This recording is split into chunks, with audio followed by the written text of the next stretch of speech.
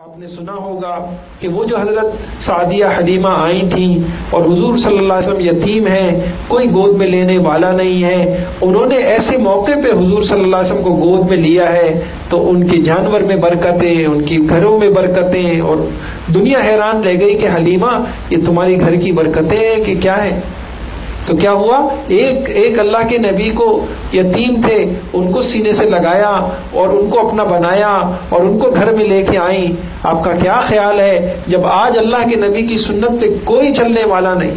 Black Friday منا رہے ہیں، فلاں منا رہے ہیں، فلاں منا رہے ہیں، سب وہاں سے جو گندی تہذیب مغرب سے نکلتی ہے ہاتھوں ہاتھ اس کو لیا جاتا ہے، ہاتھوں ہاتھ اس کو لیا جاتا ہے، اور کوئی آج محمد الرسول اللہ کی سنتیں پڑھنے کے لیے ان کو گھر میں جگہ دینے کے لیے تیار نہیں، دھکے دیے جا رہے ہیں۔ آپ یقین جانیے شادیوں سے حضور کی سنت کو دھکے دیتے ہیں، ہم اپنے گھر سے دھکے دیتے ہیں۔ جب ہم کھانا کھاتے ہیں اس کھانے میں وہ ساری چیزیں نظر آئیں گی جو محمد رسول اللہ کے مزاج کے مطابق نہیں، آپ کی سنت کے مطابق نہیں۔ اگر نہیں نظر آئے گا تو ہمیں حضور صلی اللہ علیہ وسلم والے طریقے نظر نہیں آئیں گے۔